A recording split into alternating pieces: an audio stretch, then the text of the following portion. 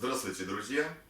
3 года назад мы построили теплоемкий камин в облицовке из талькохлорита. И сегодня хотели бы вам немного рассказать о нашей работе, о конструкции.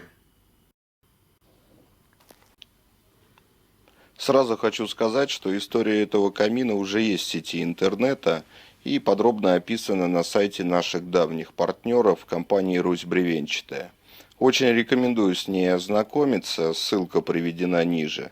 В данной статье сам заказчик в деталях на собственном примере описывает процесс выбора отопительной системы для загородного дома, а также ход строительства и еще много чего интересного. Все эти годы камин эксплуатировался, и сегодня, проезжая мимо на осмотр других объектов, я не мог не воспользоваться возможностью заехать и посмотреть, как обстоят дела. А поживает наш камин, как видите, неплохо, находится в исправном состоянии и не требует никакого вмешательства с нашей стороны. Даже есть ощущение, что установили его буквально вчера. Не буду повторяться, так как в статье все более подробно описано, но все же пару слов сказать хочется. В основе камина установлена цельнолитая чугунная топка Кэдди, мощная и проверенная временем конструкция.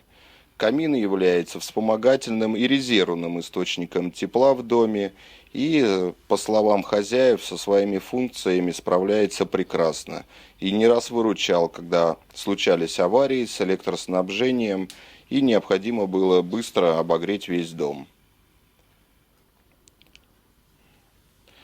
Кроме того, камин – любимец хозяев и всех гостей этого дома. Очень часто, особенно зимними вечерами, его затапливают просто для души или чтобы согреться с мороза. Хозяин любит слушать и смотреть огонь при открытых дверцах камина. По его словам, при этом он чувствует полную гармонию с его домом, ну и, конечно, с камином. Основное преимущество нашего камина – это, конечно, облицовка из талькомагнезита. Она позволяет накапливать тепло и отдает его в течение нескольких часов после окончания протопки. Мы специально задали вопрос нашему заказчику, сколько держит тепло камин после протопки. Ответ был приятен для нас. Облицовка полноценно держит тепло около 6 часов. После этого времени температура, естественно, начинает падать. Обратите внимание, друзья, внешний вид облицовки практически не изменился, и видимых следов эксплуатации нет. Это еще раз доказывает о пригодности камня талькомагнезита для теплоемких каминов.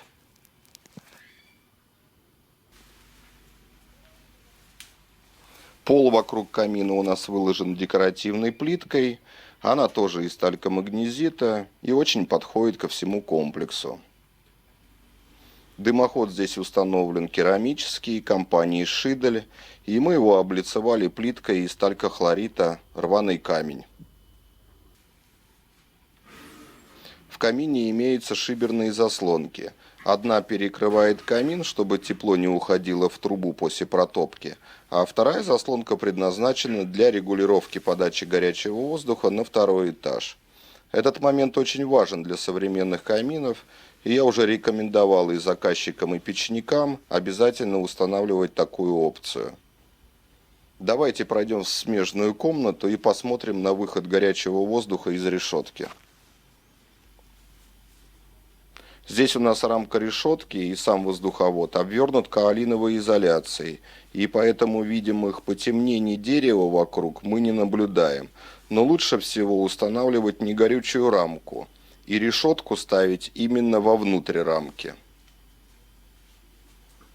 Второй этаж, как я говорил, тоже обогревается камином, и мы сейчас и там посмотрим.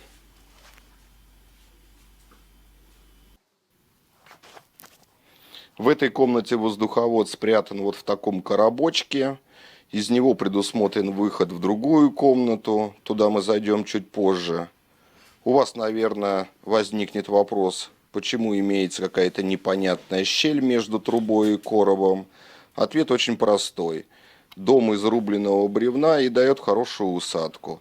И, соответственно, перевязку плитки делать нельзя. Более того, конструкция дымохода полностью независима от межэтажных перекрытий и даже от крыши. Это очень важно, но, к сожалению, не все это учитывают. В деревянных домах мы строим печи и камины очень давно, и знаем все их секреты, и ошибок стараемся не совершать. Дымоход на втором этаже облицован искусственным камнем, и я считаю, что смотрится очень даже неплохо.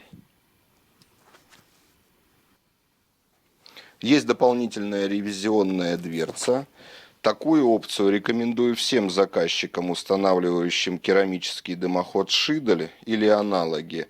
Она позволяет чистить дымоход без выхода на кровлю. То есть вы сможете проделать эту операцию своими силами, не прибегая к услугам трубочиста и не рискуя собственной жизнью, работая на высоте. Да, кстати, если дымоход кирпичный от печи или от камина и имеется чердачное помещение с доступом, то можно также поставить дополнительную дверцу для чистки. Сейчас мы именно так и делаем на всех объектах, если есть такая возможность. Сейчас мы находимся во второй комнате на втором этаже и видим еще одну вентиляционную решетку, из которой поступает горячий воздух от камина. В нашем сегодняшнем камине чистка дымохода пока не требуется, да и в целом все в порядке. Кстати, на этом же участке имеется баня, в которой нами же построена кирпичная печь-каменка периодического действия. Ее мы, естественно, тоже осмотрели, и рассказ об этом я уже разместил в одном из видеороликов. У меня пока все. Не забудьте почитать 2 статьи о камине и о дымоходе по ссылке внизу. Следите за новостями. Всего вам хорошего. До новых встреч.